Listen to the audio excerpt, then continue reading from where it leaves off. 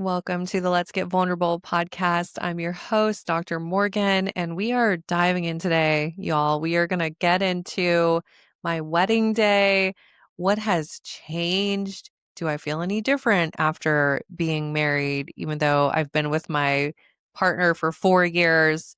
I'm going to give you all the juicy, behind the scenes, real talk, the stuff that people don't talk about when it comes to healing and becoming securely attached and then being able to get married. And what does that whole process feel like? I'm going to tell you all of that.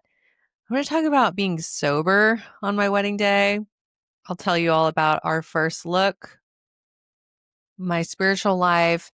I'm even going to share with you what my husband, still not used to saying that word, what my husband says is different now about our relationship. So this is going to be a juicy episode. I want to just say, in case you did not know, it is September. Welcome. Hello. I am also feel like I don't know what day it is or what month it is. The whole Labor Day right after the wedding, and then I just who knows. But in case you didn't know, it's now Wednesday, and it is September 3rd. Believe it or not, we are approaching the holiday season, and I just want to let you know this is an incredible time to do the work. To work on you before the busyness of the holidays, before you're traveling to go be with your family. I love the fall for what I would call like a personal development sprint. I myself am working on a lot of things, my own internal growth, because it never stops. And I love the fall as a time to recommit and really go all in on your healing. I'm doing something really special. This is my gift to you because I believe that you deserve to let this be the September that you became securely attached. I am giving you my private podcast at the lowest price it'll ever be offered.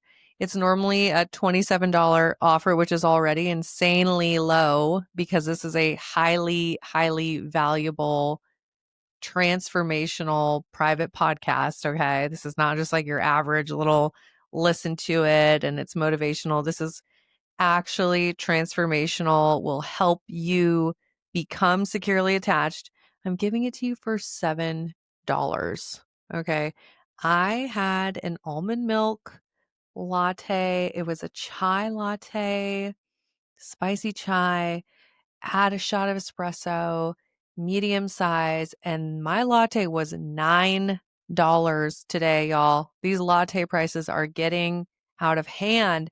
But my point is, you can access this private podcast for literally, maybe your latte is less expensive than mine, but for literally the cost of an expensive coffee. Okay. You can get access to, this is a 5-part audio experience from me. I call it an experience because you're not just listening. This is experiential. You're going to go through things that'll help you transform and become securely attached.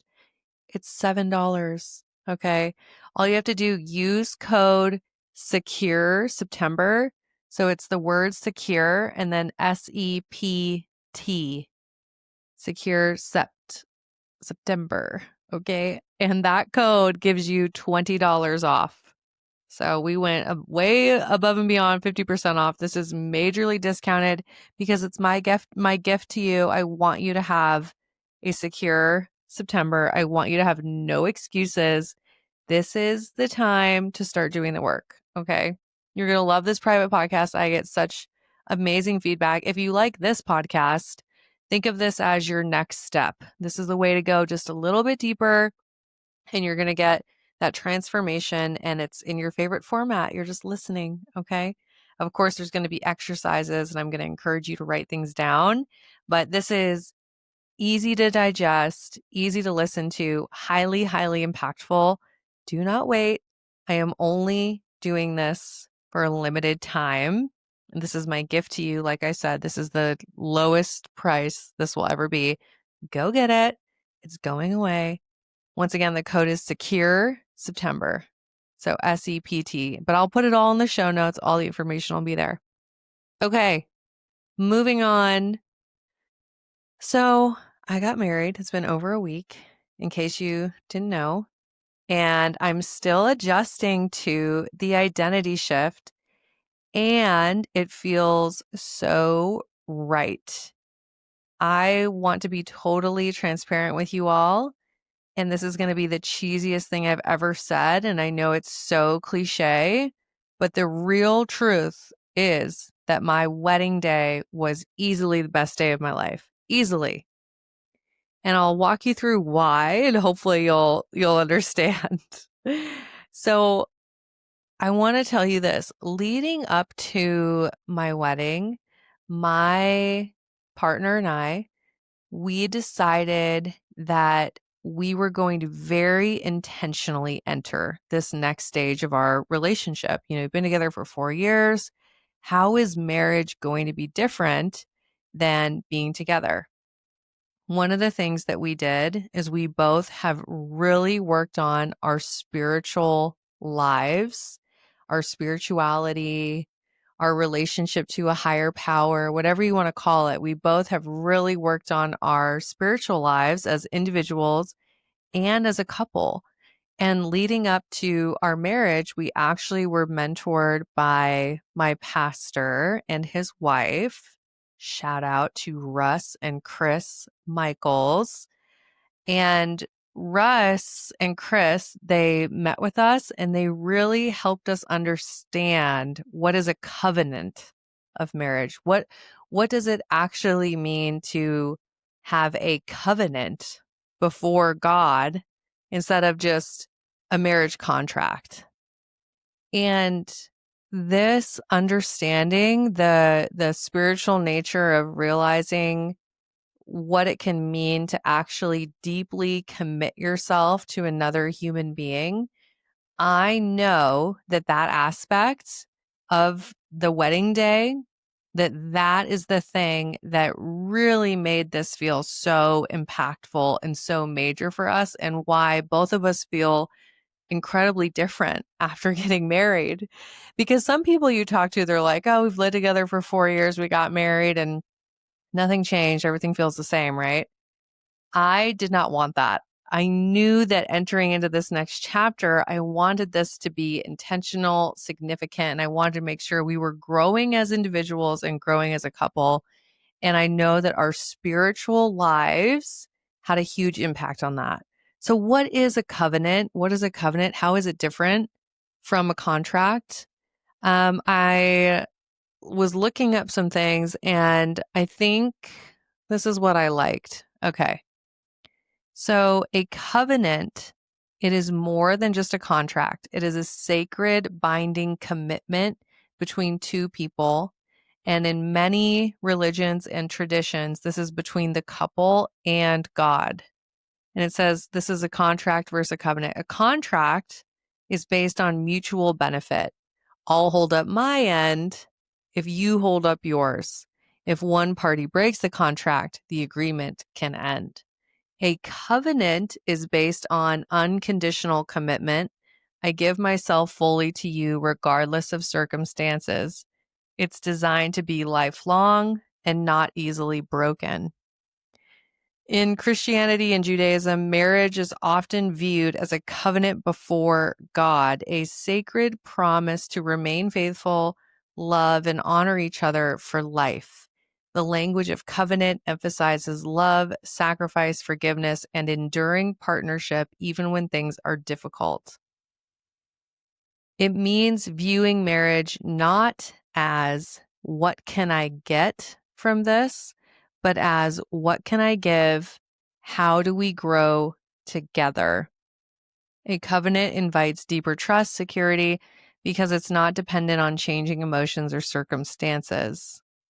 So, going through this and going through this process and really understanding what this means, and really for both of us, like I said, deepening our spiritual lives and learning to trust God and pray as a couple, pray as individuals, it really, really amplified the sacredness of what marriage is. And as I'm saying this, I know that you who are listening, you may have different views than me, and you may not identify as spiritual. Maybe you are an atheist. Maybe you are Christian. However you identify, I think you can still understand that this applies because it's the intention behind it, right? It's like as humans, we are meaning making beings. We're making meaning out of what we're doing. And I think the impact and the power that this had was that it was us coming together intentionally agreeing what was the meaning that we were giving to getting married. Because I can honestly tell you that if we hadn't been preparing ourselves spiritually, I don't know that we would have felt that different. But because of that, there was a lot of spiritual gifts that came out of getting married. And it's really vulnerable for me to talk about my faith because I know that so many of you have had horrible experiences with church or with people who identify as Christians. And I want to be the first to say, look, I have too. I've had terrible experiences with religion and with church. And I know what it feels like to be judged or to be like cast out or feel like you're not part of the group because your faith is different or I just want to acknowledge that it's hard for me to even open up about being spiritual, about having faith in my life because I know people might think like, "Oh, then she's going to be judgmental." But I want you to know that's not who I am at my core. That is not who I am. I will never judge anyone for what they choose to do in their spiritual life. I believe that we all have to make that decision for ourselves. We all have to find what is true for us. And I respect you wherever you are. I respect your views. Um, but I just felt like I would be doing a disservice to this community, to the Let's Get Vulnerable listeners, if I wasn't totally transparent about my journey. And my faith has been a big part of it, of really deepening my trust in God and growing in my faith and building a relationship with my pastors. And then simultaneously, my partner and I growing in our faith together and really deciding that this was not just a marriage we're walking into, but this is a spiritual covenant and that there is a sacredness. There is a sacredness about marriage. And what does it mean to really step into marriage and to decide in our marriage covenant, decide that we will choose each other every single day. That we're gonna show up and choose each other every single day. So that was a big part of my wedding day for me was the spiritual element. And that hasn't always been there, right? I think a lot of you know this, that I lost one of my closest friends to suicide in 2020. And I can honestly say that that experience was so painful. I did not know if I was going to make it. I was in so much emotional pain that I had no other choice than to show up in church. It was one of those things of like being brought to your knees and it's the worst time of your life. And where do you go? I went to church and I was very hesitant because I'd had horrible experiences in the past. But slowly over time, I really have found my own church community, my own way of connecting to God and connecting to my spiritual life. And it has been so incredible. And I really truly believe that it's really helped me. It's helped me in so many different aspects of my life. So if you're someone where you've like been on the fence and you're like, oh, I don't want to go to church, like Christians are too judgmental, da da da da da. Look, I get it. And it's about you and your relationship with a higher power. It's about you and you being curious about your own spirituality. So maybe you do want to give it a try, you know? And I can tell you that it took me a long, long time before I found the church community that felt right for me. And I think you just have to be willing to do that of just go, okay, I'm going to know when the community feels like love and not judgment, right? Like I don't believe in spaces that bring judgment towards people that feel unwelcoming or rigid or unable to meet people where they are. I refuse to partake in that type of community. And it took me a while to find a place that you go there and it's like, oh, this feels like love. This feels like people welcoming me, you know? So this is becoming a podcast about my spiritual life, which I was not intending, but I just had to acknowledge that that was a big part of my wedding day. All right, moving on. More about the wedding day itself. I will tell you this. I was so calm. I was surprised at how calm I was. I am a calm person. And trust me, I was not always that way. I've done a lot to regulate my nervous system, to practice very good self care, to have very healthy beliefs about myself and healthy beliefs about others, and to cultivate secure attachment. And still, your wedding day, I thought I have heard so many people say, like, it's stressful, it's stressful. So, part of me was like, okay, well, I'm ready for the stress, but it never came. I was calm, cool, collected.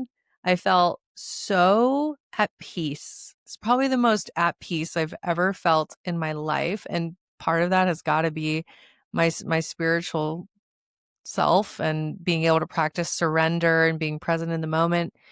Um, but I felt like from the day that, the morning, I woke up at when did I wake up? I woke up at 6 a.m. I was rereading my vows and just seeing if there was anything else that I needed to change. And, I had my little getting ready bride outfit. And I've had my eggs that I love to have every morning, like start the day with protein. I think I sat outside in the sun for a little bit. So a little bit of self-care. I was checking on some flower stuff, but I woke up and I just felt like I was surrounded by love. And the entire day, if I had to describe my wedding day, imagine feeling the deepest, most welcoming, most powerful, like radiating bright white light. I know this sounds woo woo, okay? But just imagine feeling the best type of love you've ever felt. Maybe this was from a friend, or maybe this is just like in a loving, healing, romantic relationship, but love at its purest form, like wrapping you up in like a cozy blanket. I felt like I walked into a bubble of love for my entire day on my wedding day. And it was just, it was the most wonderful feeling. I wonder if I will ever feel that again. I can imagine maybe giving birth to a child. Maybe you feel that, but being surrounded by my friends, my family, of course, my husband, my incredible husband, and making that commitment and having the joy. It was like love and joy and just this bubble of goodness. And man, in our world, do we need more of it, right? Like just to be in that place and to be reminded of like, hey, this is what it feels like to be deeply loved and for there to be goodness and people experiencing so much joy and celebration together. I don't do drugs, okay? Like I assume you guys know that about me. I mean, maybe I would dabble in like, I don't know, what would I do? Hmm, like a mushroom chocolate or something someday, but like full transparency, I haven't, and it's not something I do. But when I think about my wedding day, I kind of feel like that might be what some people experience if they're like taking like a psychedelic of some sort and you're having like a really, really powerful psychedelic experience where everything feels connected. Because I hear people talk about that who have done psychedelics. They talk about how everyone is one and everyone's connected. I think that's what I experienced on my wedding day, but even bigger than that. So, I don't know if drugs could ever top it, but I just felt so at peace. I felt like I was walking in this bubble of love, and there were just so many special moments. Oh my gosh. And of course, you all know I have a lot of identity practices I do, a lot of vision practices I do. I had taken time to envision this day. I get goosebumps thinking about it. And like, I mean, there were so many moments that I knew that I had seen before in my mind, but they felt so much better as they were happening. They felt so much better than my mind could have even imagined. Little moments too, like playing Chapel Roan's Pink Pony Club and dancing with my niece, Audrey, who I adore, and like the two of us out on the dance floor. And I had envisioned that moment. And when it was happening, it was so much better than anything I could have ever envisioned. My first look moment, I want to talk about that with you all. The first look with my husband was so powerful. It was so powerful. It's that moment that every woman, I'm going to cry. Like every person wants this moment, man or woman, doesn't matter your gender. Every person wants this moment where you are looking at this person and you know that you're making this lifelong commitment and you can just feel and see the joy, the desire, the pure love. I mean, the I will forever see that look that my husband was giving me, that Robert was giving me. I will forever see that look. I will forever remember it. And it's like that look of like, I can't believe you're mine. Like I can't believe this is real. And we came together on the first look and he was like, this is real. We're doing it. Like it all became so real in that moment. And that first look was just, yeah, it was it was unlike anything I've experienced, and I think it was in that moment that it really hit us both that this is real. We're doing this. We're moving forward as a couple. Um, and we just had it was so emotional, and then we also just had so much fun. We had so much fun together. We were like, little kids running around giggling, just holding each other's hands, kissing, making out. Like, although we were trying not to because we were like, technically, we probably shouldn't until after we're officially married. But we're just like running around in this beautiful green area, and there's this gorgeous weeping willow tree. And then there was all these chickens on the property. So there was all these chickens like making noises. And then there was this like one weird little duck that was running around making noises. And we were just giggling and he's like cracking jokes. And honestly, some of the best moments of my life right there. Like after our first look, walking around, getting our photos together. It was just it was so special. It was so special. And I just want to say, oh, you guys, I get very emotional about this. If you are someone that you have been like, when is it my turn? Like when am I going to get my person? Why hasn't it happened for me?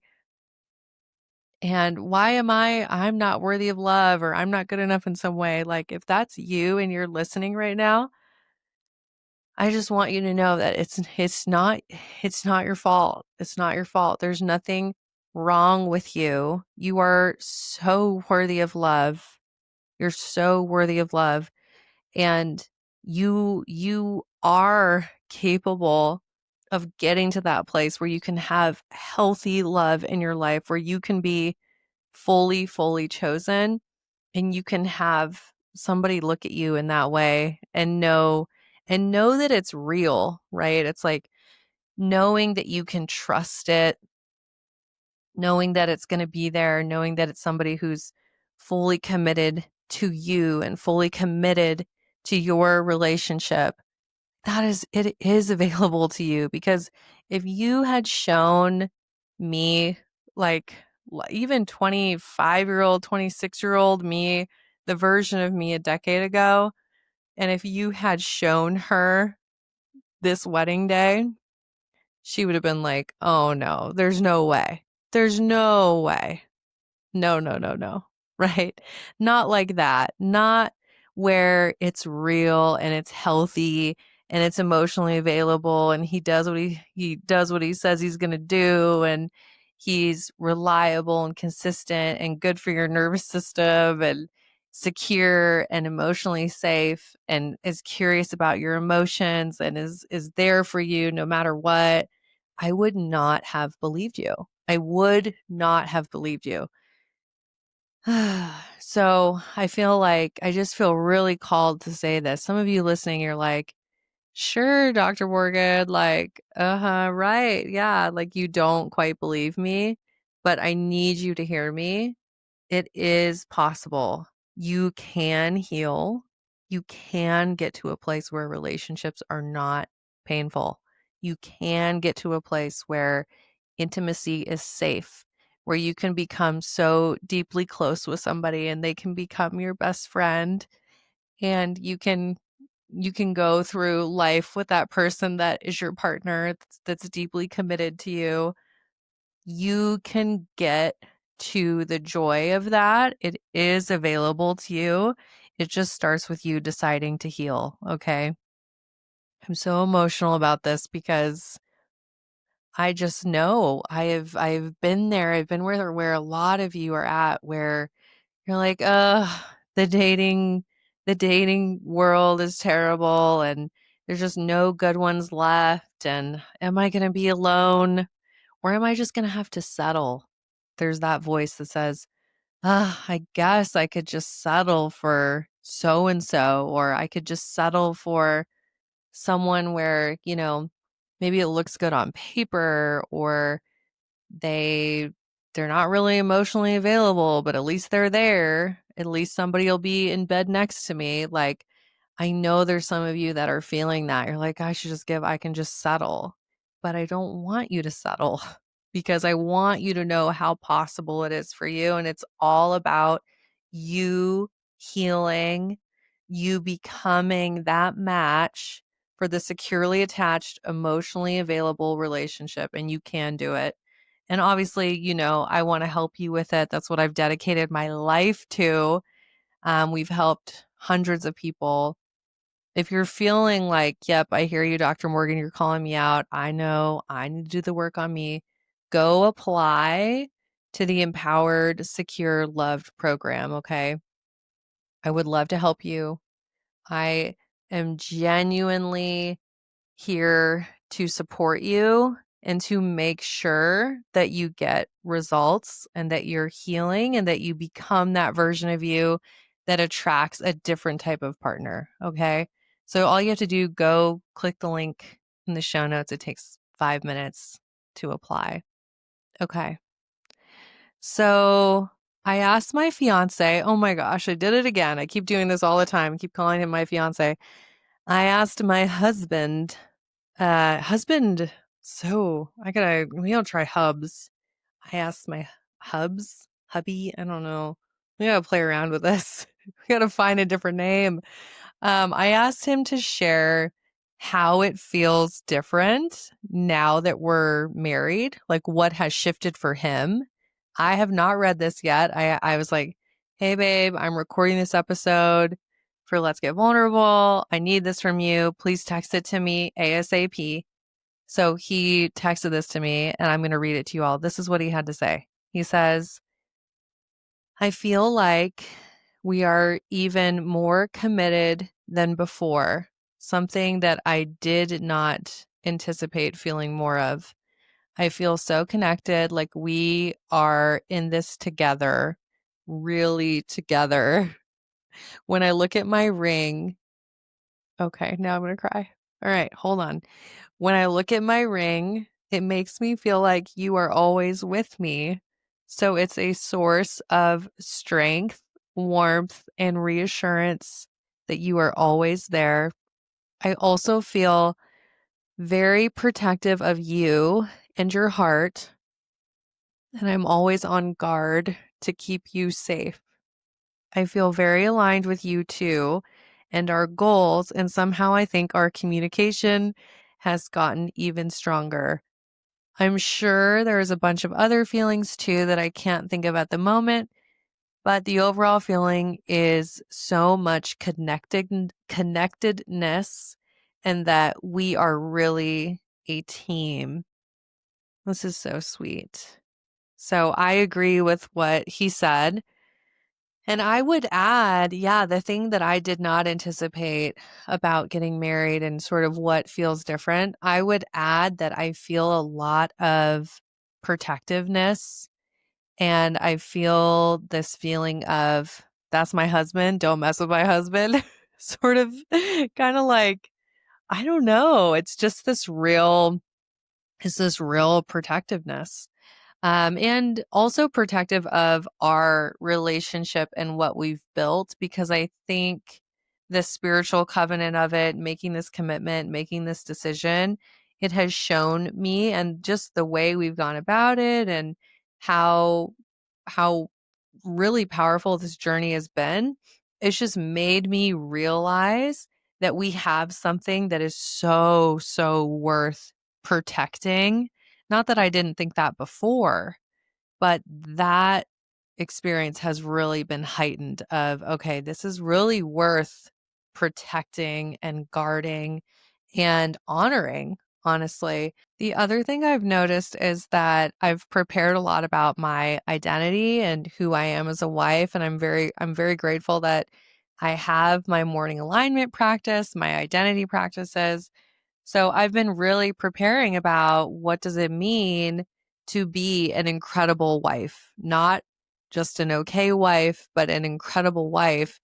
And I've noticed that I'm acting in alignment with my identity as an incredible wife. And one of the things that has been really clear for me is my desire to strengthen him and to I don't know how to put this. It's like, mm, to encourage him, to watch over him, to make sure that he feels supported.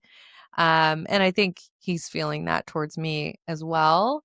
And the other thing is I have always felt very emotionally safe in our relationship, but now I feel even more emotionally safe, which I didn't know was possible.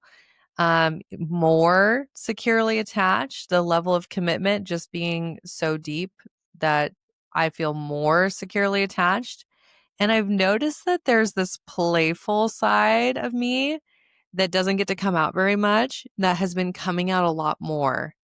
And I know that that's connected to the safety that I'm feeling. I'm feeling so safe that I'm giggling a lot, you guys. There's a lot of giggling. There's a lot of fun. There's a lot of us just laughing together and having fun together.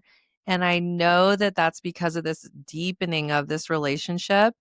And I'm just reminded of how powerful it is when you have that securely attached romantic relationship in your life, how it is such a source of a source of joy and lightness and laughter.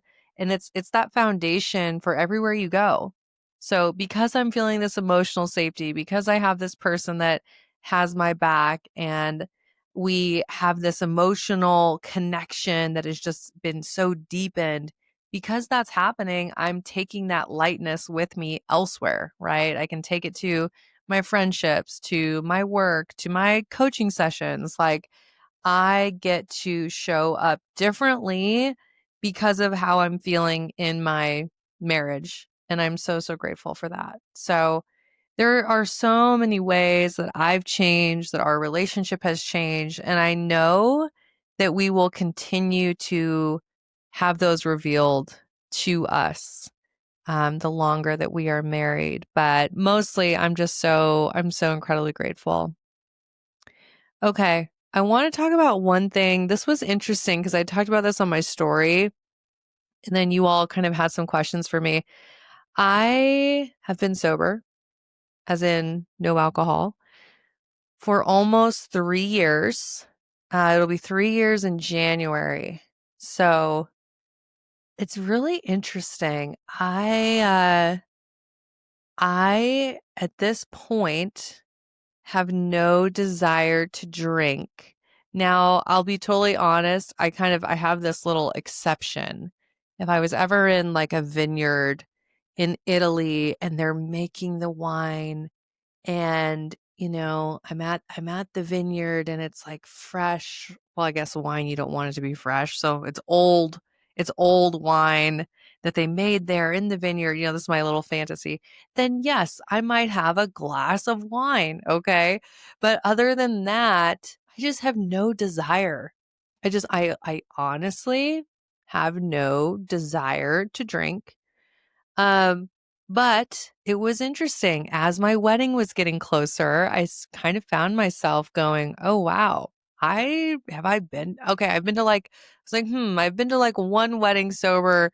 It was still great, but how am I going to feel on my wedding day and I'm not drinking? Because obviously, as a young person, I'd always imagined drinking on my wedding day, right? So I had all this kind of like, I wonder how that's going to be. And let me tell you, I was so happy. I was thrilled that I was sober for the entire day. Lots of reasons. Uh, I had really stable energy throughout the day. I was able to be really present with people. I knew everybody's names. I knew what I was doing. I was very intentional. um, I was fully present with my partner as we were making this life-changing decision and joining our lives together. And I was so incredibly happy that he was fully sober as well. He's what is he, like a year-ish in of sobriety? Um, but I just have to say, I've been to weddings where the groom is getting out of hand or the bride even, they're having too much to drink. And you can tell that it's like, whoa, are they going to remember parts of the night? And I am so relieved that I remember every detail. I was fully present. I was not hungover. And the best day of my life got to be the best day of my life without any negative consequences, right? Like the next day. So I didn't say anything that I regret. I didn't do anything that I regret. I honestly have no regrets about the day. Uh, like it was the best thing I could have done to be sober. Okay, and then I asked y'all if you had any questions about sobriety, and some of you did message me. Okay. So Megan said, "Did you go into it knowing that you'd be fully sober, or did you start with like a 30-day kind of thing?" So I committed to a year of sobriety. Actually, it was, oh, what year was that? I want to say it was 2020. Yeah. No, might have been 21. I don't know. Could have been 21. I'm forgetting. Anyways, I had committed the first time I did this, I had committed to an entire year of sobriety. Okay. Because it was like my New Year's resolution. And honestly, I had made some really shitty decisions while drinking that I was not proud of. I had said some things I wasn't proud of. I remember this was like New Year's Eve, and I woke up on New Year's Day like, I'm never drinking again. But then I decided, oh, I'll do a year. Okay. So I did that 1 year. And then I kind of did a year where it was like, oh, I'll have a glass of wine here or there. If I'm feeling maybe once a week, I'll have a glass of wine. And then honestly, after that year of the like, I'm an occasional drinker, I just got so annoyed with having to make the decision because it was like, do I drink? Do I not drink? Do I drink? Do I not drink? And I hated the like back and forth of it. That then I just finally decided, you know what? I'm going fully sober. And that has been the best decision to just be fully sober. Because I feel like if you're like, oh, I'm just going to drink less, I don't know. I don't like the mental energy that gets wasted in trying to decide how much I'm going to drink or when it's okay to drink or what's worthy of having a drink. I just don't like that mental energy. And then honestly, I don't like how I feel anymore. I don't like how I feel when I'm drinking, and then I don't like how I feel the next, honestly, 3 to 5 days after. Gone are the days of my 20s when I would feel completely recovered in 24 hours, okay? It was like as soon as I hit 30, all of a sudden recovery was taking 3 to 5 days. And as someone who highly, highly values my work and my ability to serve people, I simply don't have it in me to be off for 3 to 5 days. I have zero desire. So yeah, here we are, 3 years in January. Um, I think starting with a 30-day thing could be really good, or doing what I did, like go sober for a year. I think a year gives you a really good idea. Honestly, I don't think 30 days is quite long enough. I think if you wanted to really, really feel the benefits, I think you'd have to do a minimum of 90 days and just really see what that does for you. Um, but I want to say something. I am not going to judge you if you're someone that drinks, as long as it's not impacting you in terms of your coping and your mental and your emotional health. If it's not impacting you in a negative way and you have a good relationship with it, go for it. No judgment from me. I have so many friends and family that drink, and I love being the DD. Like, not a problem. Um, and I'm not going to judge you even if it is a problem for you, but I'm going to hope for you that you find alternate ways to cope. Because what you don't realize is that when you are drinking, a lot of times, and this is happening probably unconsciously, a lot of times you start to use alcohol as a coping mechanism. So by stopping drinking, you're probably going to be exposed to feeling your feelings in ways that you haven't before, and it can be a really jarring process. Okay. More questions here. Let's see. Did you ever feel like, "Oh, I feel great, but I can totally have a drink here and there"? Yes, I did do that. Sorry, and I talked about why I did not like that, because I didn't like the decision fatigue around, do I drink? Do I not drink? So for some people that might work though. That might, um, yeah. But for me, I just didn't like it. Another question, what was the initial hump that you had to get over to sustain not drinking? So obviously, there's social pressure. Obviously, when I had originally stopped, I was dating. And I think dating was a little bit challenging, but honestly, it was so good because I quickly realized that when I had been drinking and I was dating, I was using alcohol to numb my emotions. And I was also using it as a way to enable myself to not make great decisions.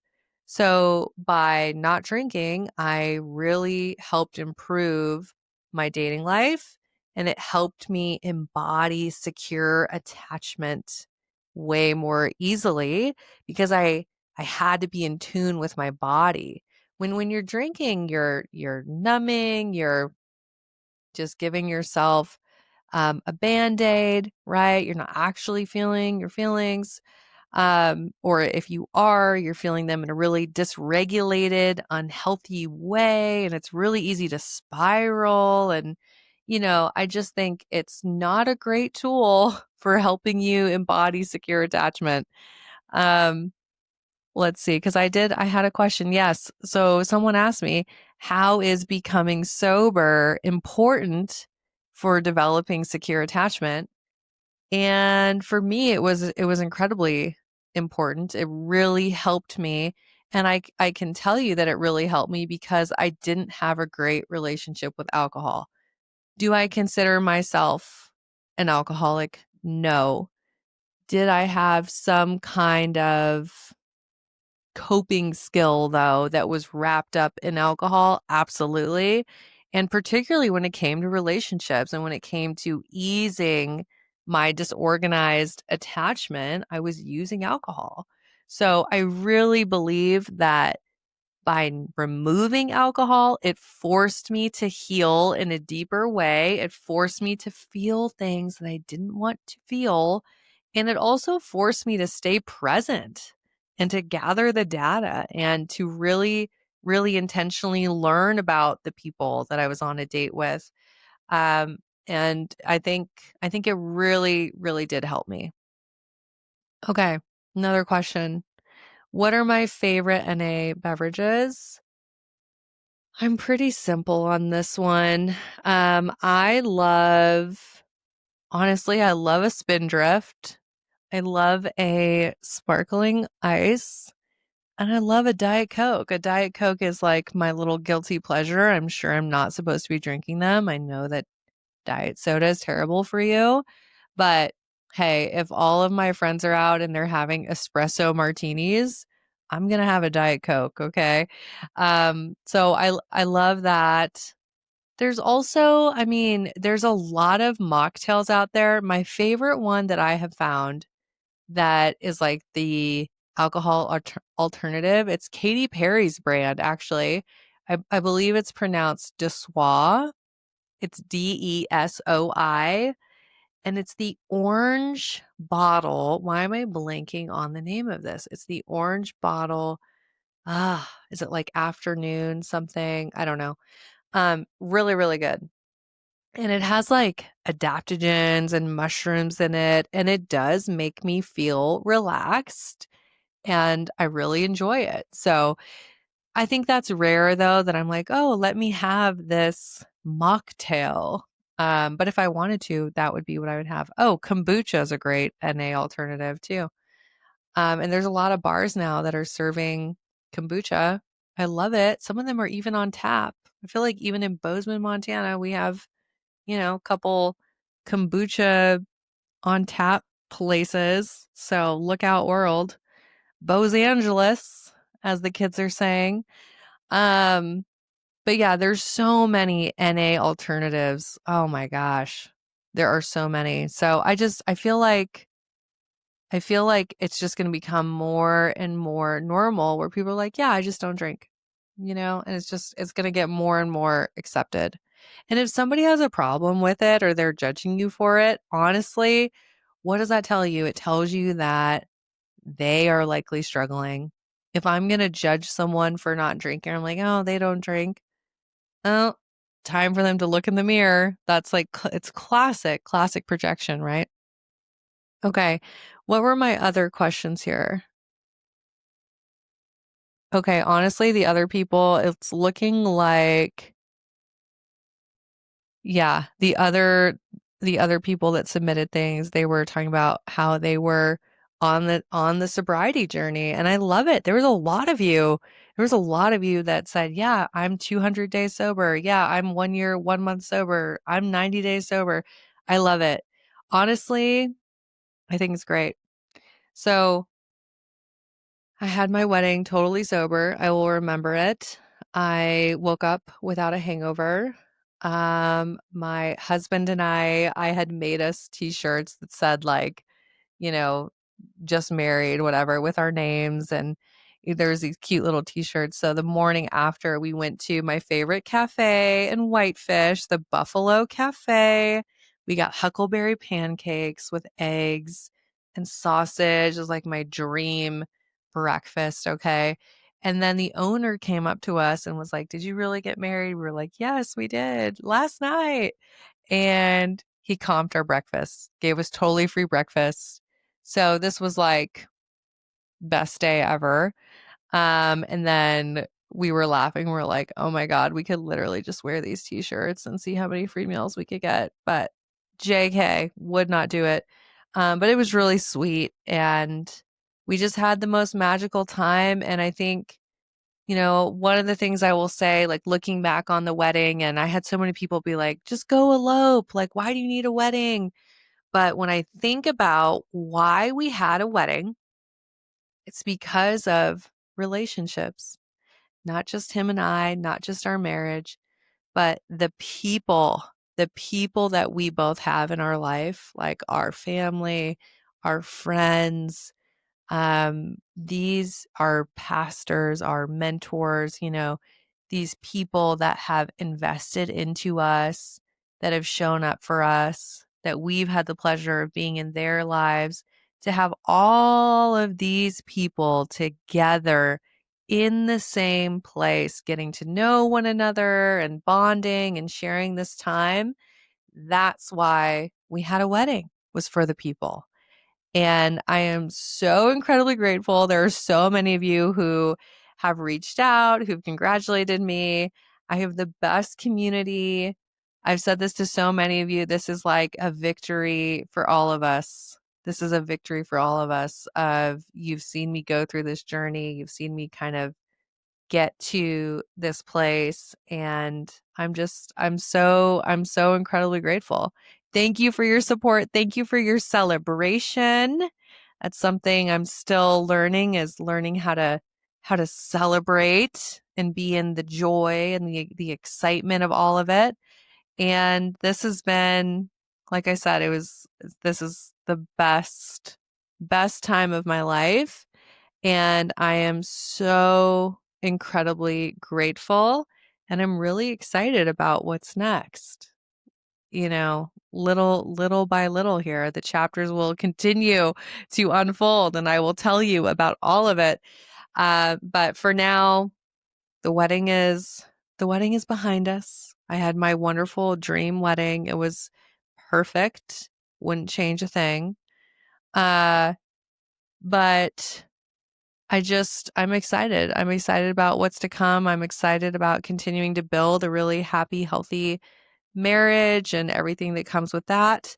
And I will take you all on the journey. Of course, you will know the good, the bad, the ugly, the real stuff that's happening.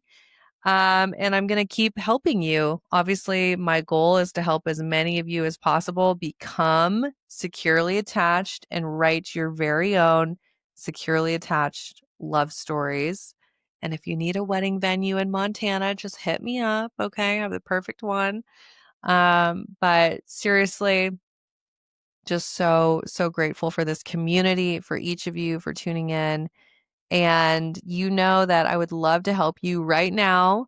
If you are like, "Okay, I want to learn a little bit more about you, Dr. Morgan, and how you help people." Your next best step is to go grab that private podcast, the Secure Soft Magnetic Private Podcast, 5 parts. Use code SECURE September, SECURE SEPT. I'll put it all in the show notes. Go grab that.